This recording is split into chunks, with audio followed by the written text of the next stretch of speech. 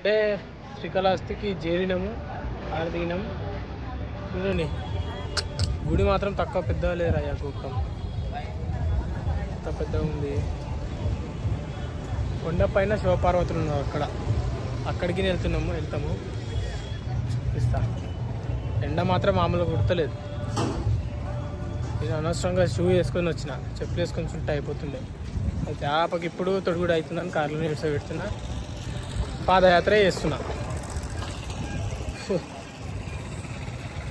నేను ఫస్ట్ స్నానం చేయాలి. స్నానానికి ఏదన్నా మంచి ప్లేస్ ఎన్నుకోవాలి.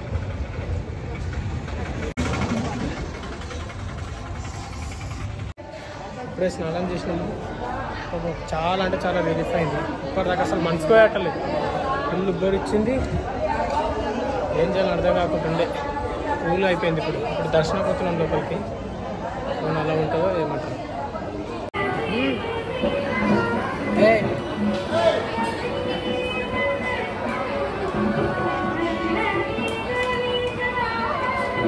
ఇప్పుడే ప్రసాదం ఇచ్చారు. నేను 2 కప్పులు తీసుకున్నా, సరిపోదా. చిన్న చిన్నగా ఉన్నాయి కప్పులు. ప్రసాదం ఏ గుడికైనా సరే ప్రసాదం టేస్ట్ మాత్రం మామూలుగా. అయితే మేము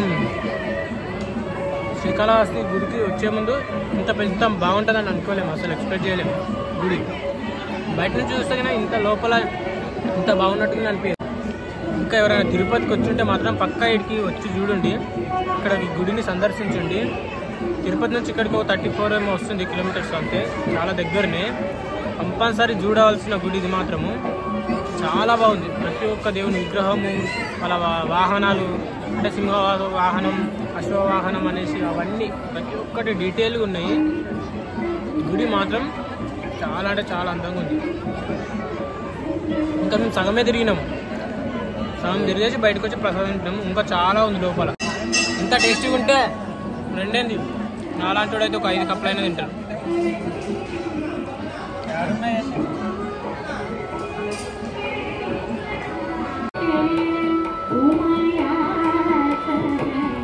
ప్రతి గుడి దగ్గర ఫోన్స్ లోపలికి అలో చేస్తలేరు. బయటనే పెట్టేసి వెళ్తున్నాం కదా. ఇక్కడైనా గుడి కొంచెం చిన్నగా ఉండొచ్చు, తీసుకెళ్ళినా కానీ సెక్యూరిటీ వచ్చి బయట పెట్టేస్తామని అన్నాడు. బయటకు వచ్చి ఆయన బయట సైడ్కి వెళ్ళిన దాకా వెయిట్ చేసి మరీ నేను ఫోన్ లోపలికి తీసుకెళ్ళినా. కానీ లోపలికి తీసుకెళ్తే గుడి మామూలుగా లేదు. పాప ఫుల్ సెక్యూరిటీ ఉంది. తీసుకెళ్ళిన మాటే కానీ ఫోన్ బయటికినే తీయలేదు. నాకినే తీయాలనిపించలేదు. ఇక గుడి సెక్యూరిటీ పర్పస్ కోసమే కదా, ఫోన్కి అలో చేయనియరు. అందుకనే నాకినే తీయాలనిపించలేదు. ఇక చూస్తున్నారు కదా, అక్కడ గుట్ట పైనకి అక్కడికి నాకు వెళ్దామని ఉంది. కానీ మా వాళ్ళు ఇప్పటికే అలసిపోయారు చాలా. నాకిన ఓపికలేదు, వెళ్దామని అడిగినా కానీ మా వాళ్ళకి ఓపికలేదు, వద్దనేసి అని అన్నారు. అందుకని ఇక కింది నుంచే శివపార్వతులను మీకు చూపిస్తున్నా. జాతకం చెప్తాను, పిలుస్తున్నా. జాతకం ముందు నీ జాతకం మంచిగా ఉంటే నా జాతకం ఎందుకు చెప్తావు అప్ప నువ్వు? అందుకే వద్దనేసి వచ్చిన. ఫస్ట్ ఆఫ్ ఆల్ ఏమవుతుందంటే, ఈ గుళ్ళ ప్రతి గుడి దగ్గర మేము ఎంట్రీ ఒక దగ్గర ఇస్తున్నాము, ఎగ్జిట్ ఒక దగ్గర అవుతున్నాము. మళ్ళీ కార్లు ఎంకోనికే గల్లీలు తిరిగేసి రావాల్సి వస్తుంది. ఇక్కడ అంటే సింపుల్గానే అయింది, కానీ తిరుపతిలో అయితే చాలాసేపు ఎక్కిన తర్వాత దొరికింది మాకు కారు ఉన్న ప్లేస్. విడగినట్లనే అయింది. ఇట్లా గుడి చుట్టూ తిరిగేసి వచ్చినాం. మళ్ళీ మీరు మాత్రం వచ్చినా సరే మళ్ళా రావాలనిపించే గుడి ఇది మాత్రం. బయట నుంచి అంతగానో అసలే ఏర్పడదు, లోపలికి వెళ్ళి చూస్తే ఎంత బాగుందంటే అంత బాగుంటుంది. కార్ దగ్గరికి వచ్చినాక మాకు తెలిసింది ఏంటంటే, మేము తిరిగింది ఒకటే టెంపుల్. ఒక్క టెంపుల్ లోపలనే అంత బాగుంటే ఇక్కడ ఇంకా 2-3 టెంపుల్లు ఉన్నాయంట. అవన్నీ తిరగాలంటే మాకు ఇంకా చాలా టైం పడుతుంది. కానీ మేము నెక్స్ట్ యాదగిరి గుట్టకి వెళ్ళాలి. అది 500 కిలోమీటర్స్ ఉంది ఇక్కడ నుంచి, ఇంకెక్కువే ఉంది. ఇక్కడ చేరడానికి ఎంత టైం పడుతుందో, అందుకే తొందరగా వెళ్ళాల్సి వస్తుంది. అందుకే ఫస్ట్ మెయిన్ టెంపుల్ని అయితే దర్శించుకున్నాం. ఆ టెంపుల్లోకి వెళ్ళి చూడాలని అనిపిస్తుంది, కానీ మా వాళ్ళు టైం సరిపోదు. మరీ చీకటి అవుతుంది, ఓపిక ఉండదు డ్రైవింగ్ చేయడానికి అనేసి అంటున్నారు. సరే వాళ్ళన్నది ఎందుకు కావాలనేసి ఓకే అంటున్నాను. నేను ఇంకా ముంగడికోకే వెనకపోయా అంటే మళ్ళీ ముంగడికి ఎందుకు వస్తున్నావు?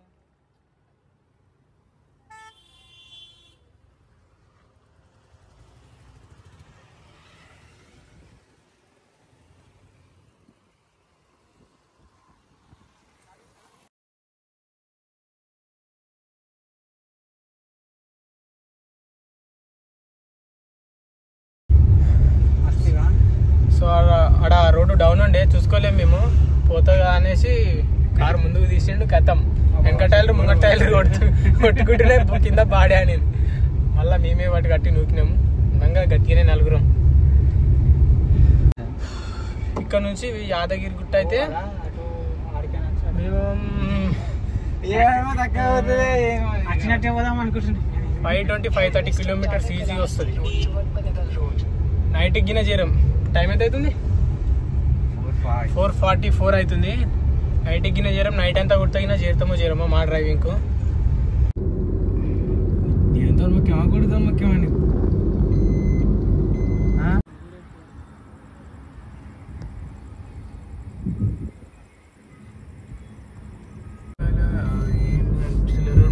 ఉన్నది పెద్ద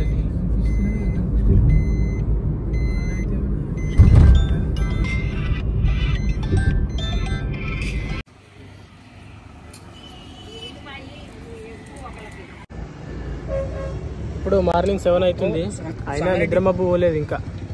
కింద తిరుపతిలో నైట్ అంతా మేల్కున్నాము. అదే అప్పటి నుంచి ఇంకా మబ్బు అసలే అవుతలేదు ఎంత వండుకున్నా.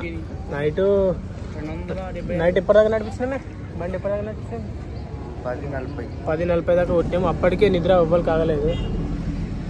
అందుకని నెల్లూరులో ఒక దగ్గర ఆపుకొని నైట్ అక్కడనే పడుకొని మళ్ళీ పొద్దున 4:30కి అట్లా స్టార్ట్ అయినాము. మధ్యలో మొహం కట్టుకొని చాయ్ తాగినాం. మళ్ళీ ఇప్పుడు టిఫిన్ టైం అయింది. 7:30 అవుతుంది. టిఫిన్ చేయడానికి ఆగినాము.